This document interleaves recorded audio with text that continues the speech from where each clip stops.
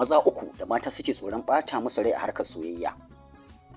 Na farko shine namiji mai pretending, wato namiji wanda yake ɓoye laifi idan budurwarsa ta masa laifi, ya ɓoye ya ƙi nunawa a cikin jama'a, sai sun kasance daga shi sai ita, yi mata duk abin da zai mata yadda za ta ji abin ba daɗi, wanda kuma ba wanda ya gani, babu wanda ya ji daga shi sai ita.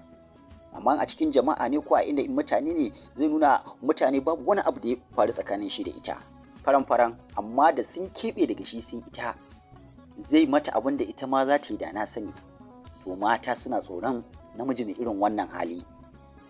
Sai namiji mai hali na biyu, duk namiji wanda yake da hali na yaji kamar mace, idan budurwarsa suna soyayya ta masa wani laifi, ya yi mata yaji ta ko'ina, ya ɗauke ƙafa a wurinta, ba ta iya ganinsa, wayarta baya ɗauka, ba ko duk wata hanya da ya san cewa za ta gan shi ko su yi magana ta san cewa yana nan ma ya toshe wannan kafar, ya sa ta cikin damuwa musamman idan tana son shi.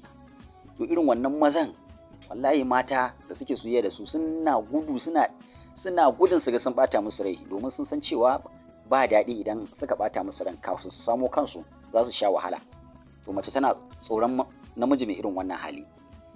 Sai namiji na uku shine namijin da yake da baya jin ciwon kashewa budurwarsa kuɗi ko wacce suke soyayya, yana buɗe mata bakin aljihunsa, duk abin da take so na hidima zai mata ko wani nata. Irin wannan mazan mace tana tsoron ɓata musu rai, ta kummace ta ɓata wa mutanen gidansu rai da ta ɓata irin wannan namijin ran, matukan tana son shi, saboda ta san cewa in ta ɓata masa to ita kanta tattalin arzikinta zai girgiza, sai an gane cewa wani abu ya faru tsakaninta da shi. Wayannan mutane guda uku maza, matan da suke soyayya da su suna tsoron ɓata musu rai. Kamar me?